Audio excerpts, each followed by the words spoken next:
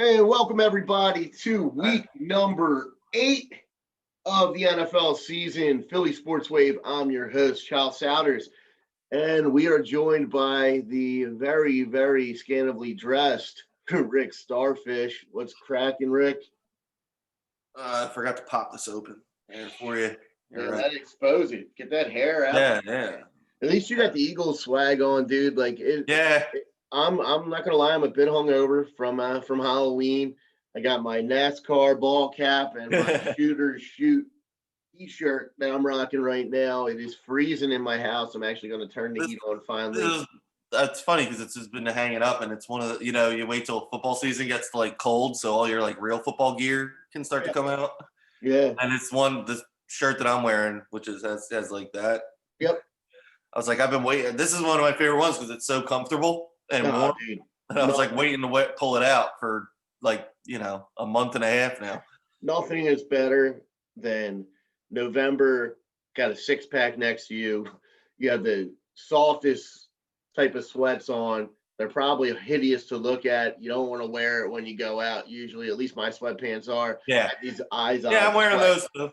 Dude, and my wife hates the eyes on sweats.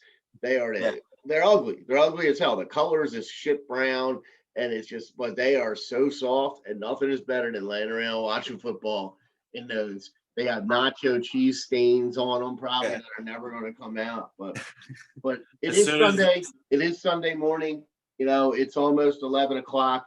We're struggling to get this pod out there the last couple of weeks between being sick and just scheduling and work wise, and all of us have things going on. So, and the holidays coming up. It's been crazy. So thank you for taking some time.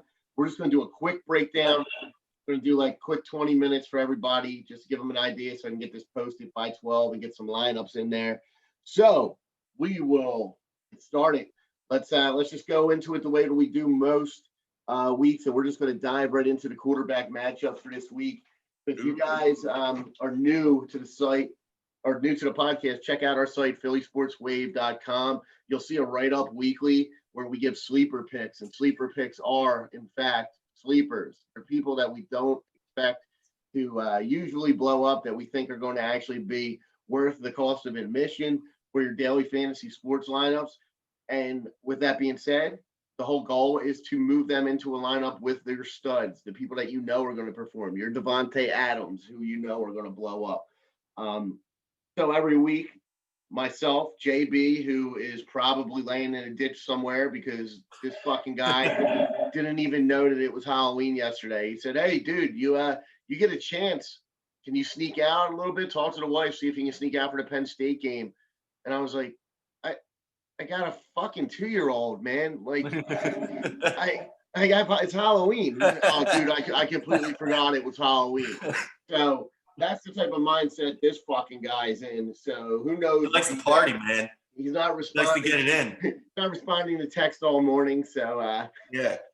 So who knows what's going on with him? But he gave us his picks earlier in the week as far as sleepers go. I did post them on Wednesday, and good amount of response so far. I've had some discussions with people. Leave comments, guys. When this is posted on YouTube, feel free to comment YouTube. Feel free to comment within the blog. There's a comment section. And again, we're going to be moving into a full website in the next few weeks. So, jump on board and ride that wave. Yeah. So here we go with Rick Starfish. Who you liking a quarterback, bud? Today, outside of the obvious choices of the usual high scorers, but someone who's been flying under the radar, and it does not seem to be a fluke, is Ryan Tannehill against that Cincinnati defense. And that also actually priced really reasonably. Yeah, which is crazy because people, I know, he's performing well, but people still look at him as Ryan Tannehill, and he's in a run dominant offense. So, and that's what helps. He needs that. And they have that. He's got A.J. Brown, who still is the real deal, too, apparently. He was not like a one-year wonder. Oh, yeah. He's he's a stud.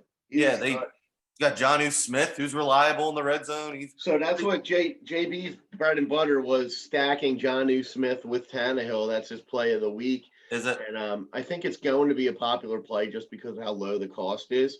Right. I like him also. AJ Brown too. If you stack him with AJ Brown is somewhat reasonably priced for a dude who They're all cheap. Targets. They're all cheap except for Henry. And you know what? Throwing a full game stack in and putting Henry in there is something I usually don't do, where I go running back, quarterback, and wide receiver. Yeah. But this is the type of game and the type of team that can thrive doing it that way. Yeah. I actually think the contrarian move, which is kind of weird, is to play the studs this week. I think Aaron Rodgers and Pat Mahomes are going to go overlooked and underplayed.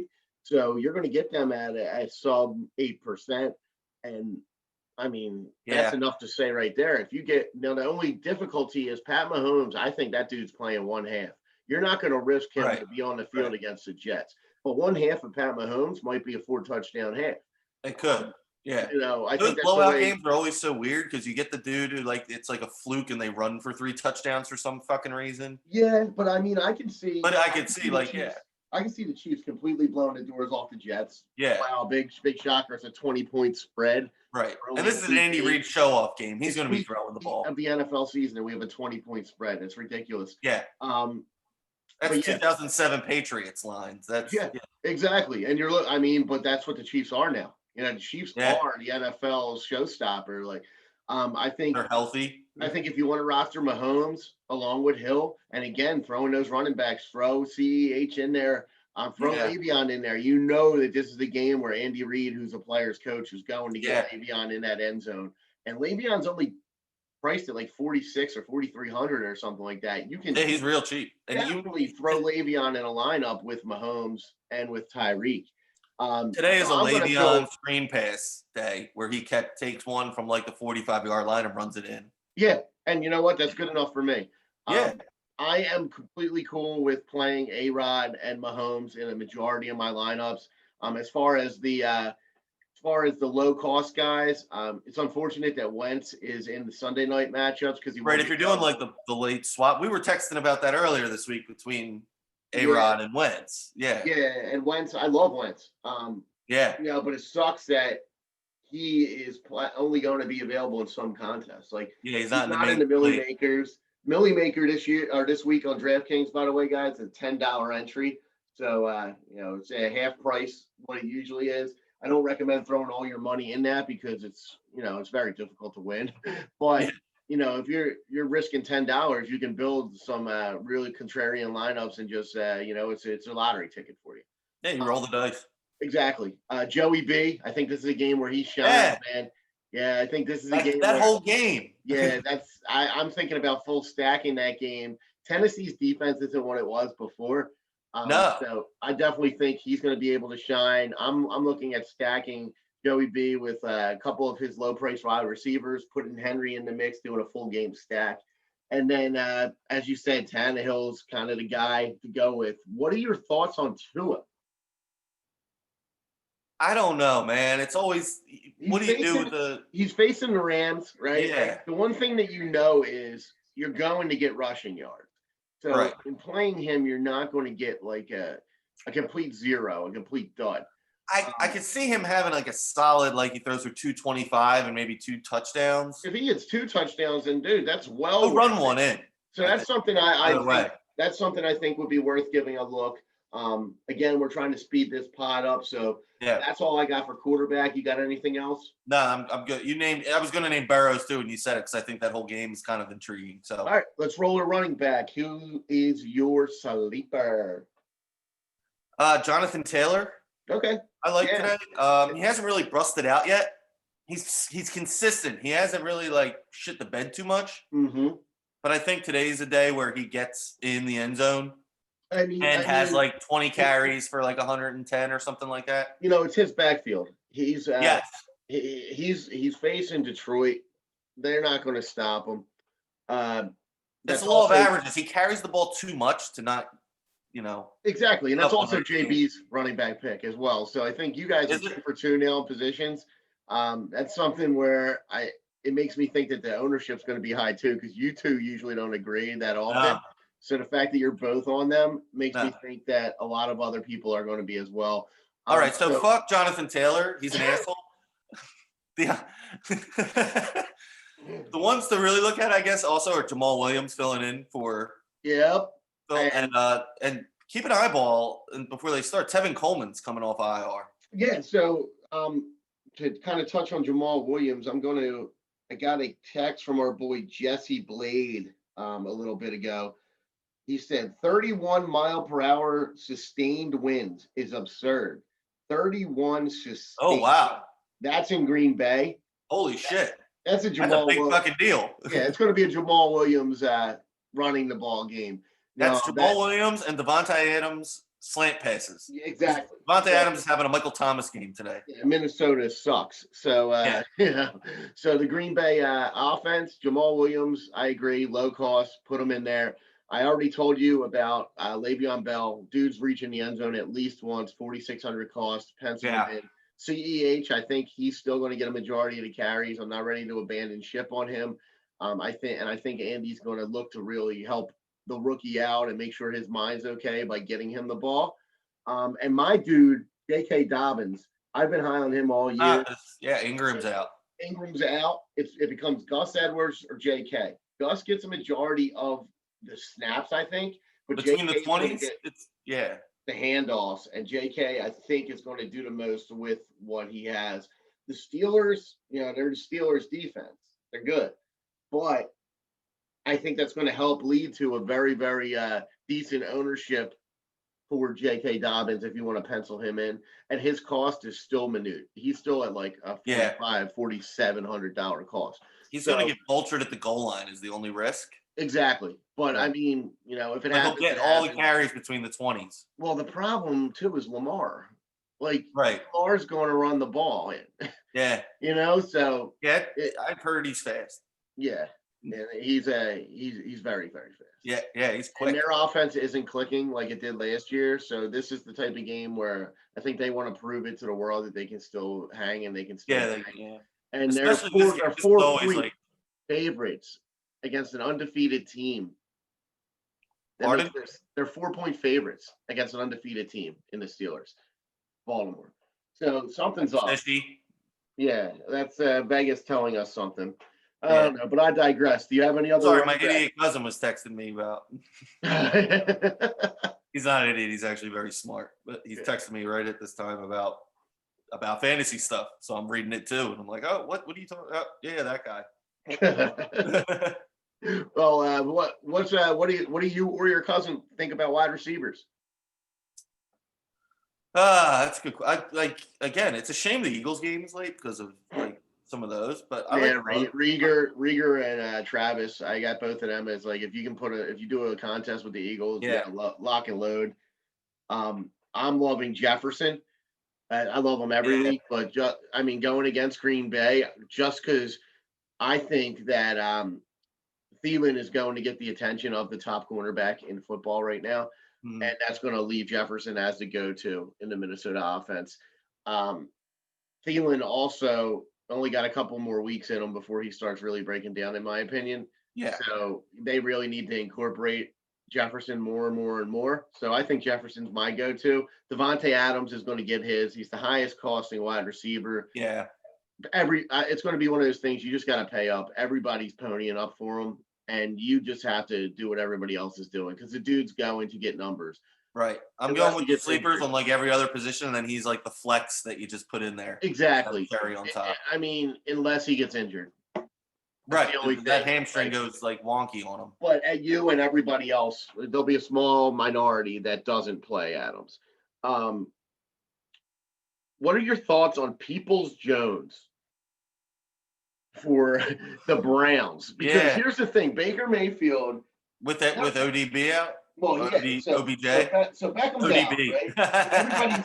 everybody's naturally going to go to Landry, right? Right. There has to be one of these young guns that are going to step up. People's got 80 yards and a touchdown last week. After OBJ got out, he's $3,700, dude. You can fit him in it. Yeah. What's the other guy's name? Who did they put in the starting lineup? Higgins was their third receiver. Is it Higgins? Yeah, Rashard Higgins. So Rashard Higgins. That's the play. That's what I keep thinking of the guy from the Bengals, Higgins. Yeah, the other Higgins. And You know what? I like both of them. If you want to throw a Higgins lineup, I think that might be something to do. That might be a move. You know what? You might be buying yourself a customized Higgins jersey with that $1 million you win. Like seriously, that's the type of shit that wins you the GPPs. It does. So you can go and change your name to fucking Higgins the next day. Name your first child Higgins. Exactly. Higgins Starfish. Yeah.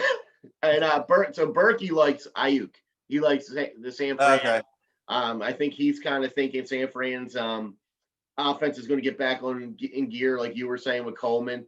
I still think I think that they're a couple of games away from, if they reach back this year to what they were last year. This might be a year to just kind of like see you later, but like I don't think San Fran's going to be at that level. No. I have a couple low cost guys. I was thinking like Guyton in San Diego because Herbert's throwing the ball all over the field. So I wrote him down. His cost is $3,700 as well. Right. And exactly. He's the type of dude. If you look, he puts up eggshells, right? He puts up a 0. Yeah. But he also the last 3 games has caught 1 bomb. So he's had 3 catches for 85 yards. Exactly. And a touchdown. So if you're going to roll the dice on a low risk dude, yep. so you can get it Devontae Adams and stack them with like a Rodgers. That's one of those dudes. Rodgers and Guyton. I mean, stack him with the quarterback. Yeah, he's got what it takes, man. Or better. Yeah, he's got what it takes. And then, what are your thoughts on New England with Edelman getting that freak out of nowhere surgery? Like, I knew something was up with that dude. Yeah. So now he's out for God knows how long. Do you think Bird is going to be their guy that steps up, or like what's? I think the wheels are falling off there. Yeah, so I'll just stay away from New England. I've except for maybe running backs every now and then, because no matter what, White, I mean that's about it. James White. All right. I'm kind of. I like on the other side of the Guyton thing for wide receiver. You're not going for the big plays like Cole Beasley. Yeah. He's getting more and more consistent. He's not putting up those like 0 or 2 weeks. He's getting those short targets because Allen, as he started to struggle the last couple of weeks, is starting to seem like not be the home run. Sure. He's going for those short routes, and Beasley's been getting a lot of targets, so you'll stack up a bunch of receptions with him. Okay. All right. Well, let's speed this up a little bit. Yeah. First, I will give you wide receiver pick of the week from Charles' wife. So Rebecca likes Mooney from Chicago. She thinks she's seen a lot of rapport with Big Dick Nick last week, and she thinks that he's going to be the guy. So that's going to be a small little segment I'll throw into the thing. Charles' wife's pick of the week. Mooney. Yeah. I like it. Maybe I'll buy her flowers if he hits.